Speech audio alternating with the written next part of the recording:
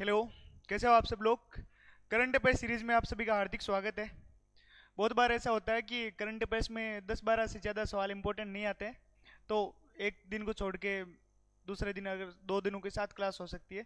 तो ये इसलिए है क्योंकि फालतू का बॉल बचन टाइप का करंट अफेयर्स ना पढ़ाया जाए, थोड़ा सा इफेक्टिव तरीके से ऐसे सवाल हो जो रियल में एग्जाम डिमांडिंग हो, ना कि व्यू बेस्ड पे हो। तो इस वजह से एक आधे दिन करंट अफेयर्स लेट हो सकता है, उसकी वजह यही है। ठीक है, आज हम पढ़ते हैं वापिस वेतन आयोग का सवाल था। पहला सवाल है, वेतन आयोग के बारे में कौन सा कथन असत्य है।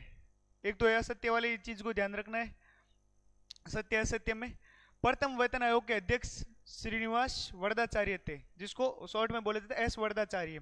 तो ये स्टेटमेंट बिल्कुल सही है। 1946 में भारत का प्रथम आयोग वेतन आयोग बना था और उनके अध्यक्ष थे वो एस वरदाचार्य या श्रीनिवास वरदाचार्य थे। अब तक भारत के 7 वेतन आयोग का गठन गठन हो चुका है।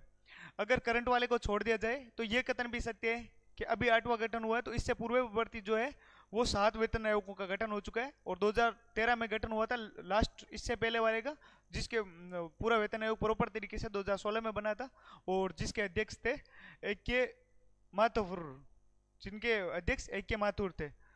8वें वेतन आयोग के अध्यक्ष श्रीमती रंजना प्रकाश देसाई है, जो हाल ही में सरकार ने घोषणा की है 8वें वेतन आयोग की। उनकी अध्यक्ष है वो सुप्रीम कोर्ट की पूर्व जस्टिस रही है, जज रही है, श्रीमती रंजना प्रकाश देसाई को उनका अध्यक्ष बनाया गया है। और वो अभी है 1 जनवरी 2026 से जो भी वेतन आयोग की रिकमेंडेशन स्टार्ट होगी, प्रोसेस स्टार्ट होगी, उनके अध्यक्ष वो कार्य करेगी, अध्यक्ष के रूप में वो कार्यरत रहेगी।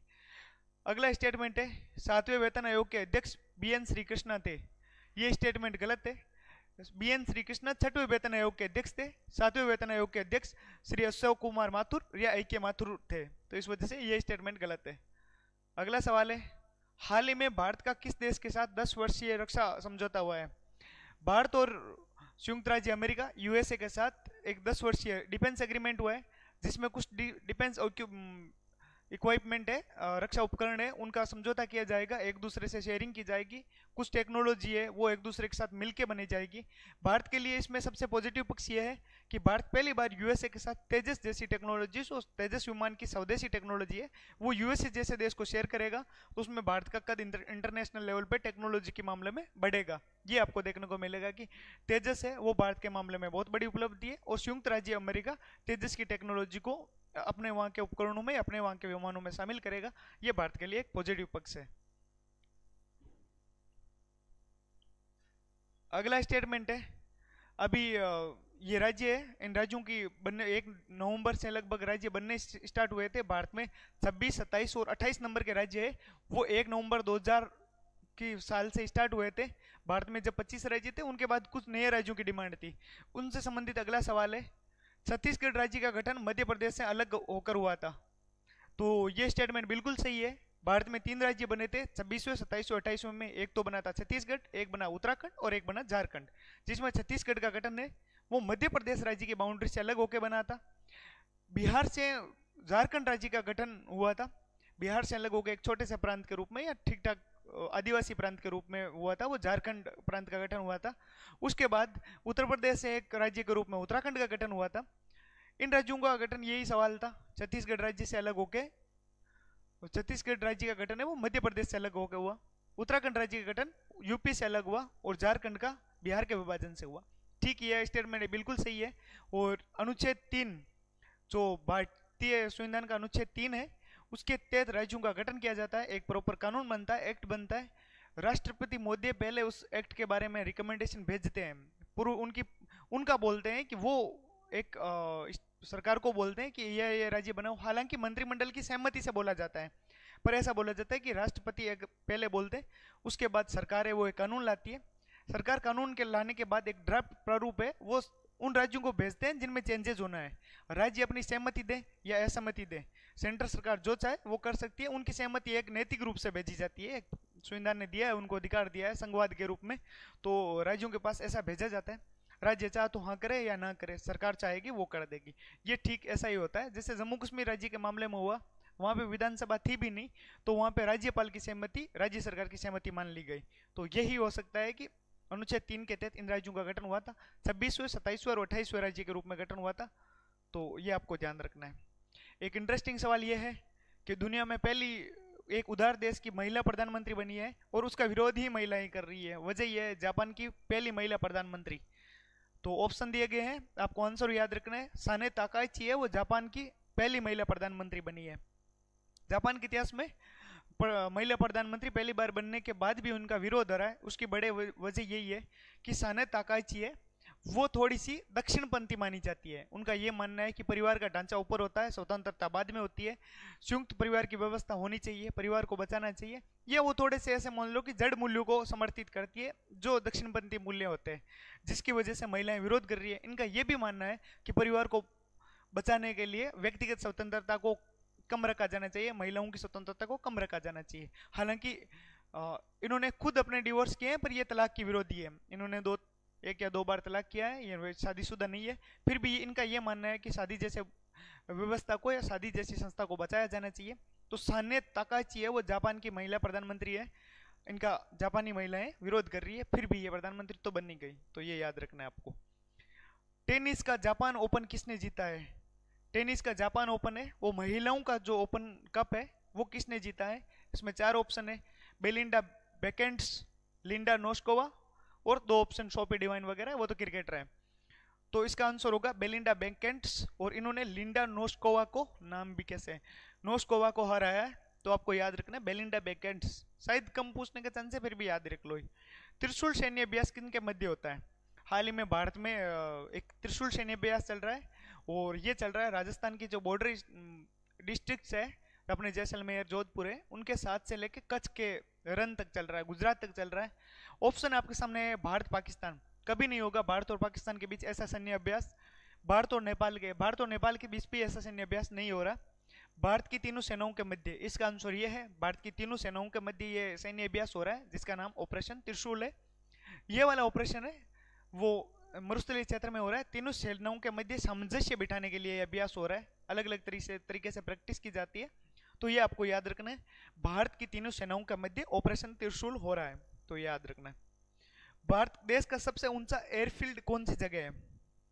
अभी हाल ही में भारत में है वो अपने देश का सबसे ऊंची जगह पे एक एयरफील्ड बनाया गया है। कुछ विमानों को ऊंची जगह से फ्लाई देने के लिए या चीन और पाकिस्तान देशों से मुकाबला करने के लिए एक ऊंची जगह होती है, वो व्यवस्थित जगह होती है, गति देने के लिए सहज होती है, स्पीड से विमान को लॉन्च करने के लिए या मिसाइल को लॉन्च करने के लिए इजी जगह होती है। तो एयरबेस बनाया गया है। आंसर इसका ये है, लद्दाख में न्योमा है, लेह लद्दाख में होती है, लेह में न्योमा जगह है, वहां पे सबसे ऊंचा एयरबेस बनाया गया है। तो ये आपको याद रखना है, न्योमा में जो वायुसेना का है वो एयरबेस बनाया गया है। घरेलू हिंसा से बचने के लिए महिला संरक्षण का कौन सा कानून कौन से साल में बना था? अक्सर ये होता था भारत में कि महिलाओं के संबंध में वो एक आईपीसी और सीआरपीसी के तहत उन्हीं धाराओं में केस दर्ज कर दिया जाता था जो महिलाओं से अलग रिलेटेड थी। उसमें न भावनात्मक, मानसिक या शारीरिक हिंसा का वो अलग तरीके से या यूनिक तरीके से मेंशन नहीं किया गया था। तो बहुत समय से डिमांड ये थी कि भारत में महिलाओं के प्रति एक ऐसा कानून बनाया जाए जो उनको इंडिविजुअल तरीके से या उनका ये जो शारीरिक हिंसा, मानसिक हिंसा है और किसी भी तरह की हिंसा है, पारिवारिक हिंसा है जो ससुराल पक्ष है या किसी भी पक्ष द्वारा की जाती है, तो उसमें यह है कि उनसे बचने के लिए एक कानून बनाया गया था साल 2006 में, जिसमें आपके महिलाओं के ससुराल वाले पुरुष, पहले ऐसा था कि इसमें सिर्फ पुरुषों को शामिल किया गया था कि धारा में, मतलब इस कानून में एक खामी थी। 2019-20 के आसपास सुप्रीम कोर्ट ने एक प्रावधान किया कि ससुराल पक्ष या हिंसा करने वाला पक्ष पुरुष के साथ महिला भी शामिल हो सकता है।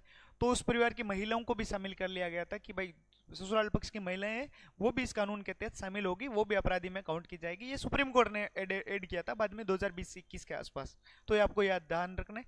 घरेलू हिंसा से बचने के लिए जो महिला संरक्षण कानून है वो 2006 में पारित किया गया था।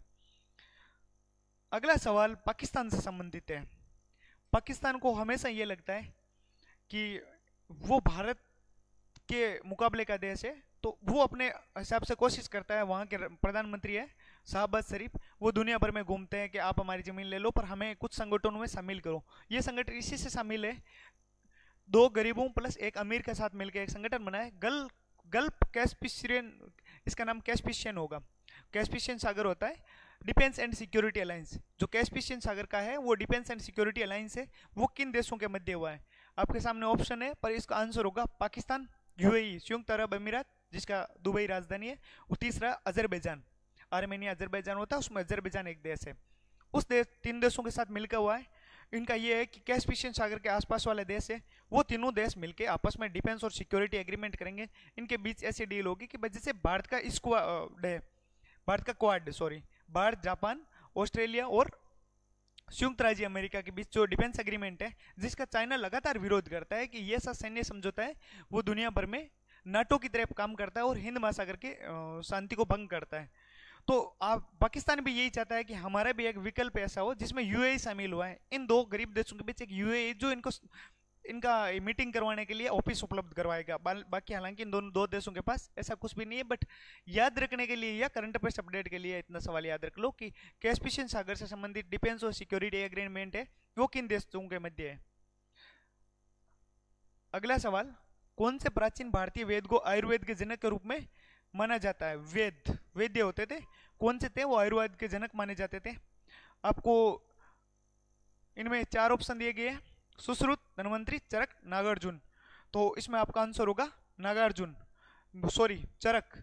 चरक है वो भारत में आयुर्वेद के जनक माने जाते हैं, आयुर्वेद के हैं वो जनक भारत में चरक माने जाते हैं। सुश्रुत है वो, सुश्रुत संहिता है वो शल्य चिकित्सा से संबंधित मानी जाती है। तो आपको ये सवाल, आज के सवाल इतने ही थे, उसमें एक दो एस्थेटिक्स के हो गए और बाकी सवाल करंट अफेयर्स हो गए।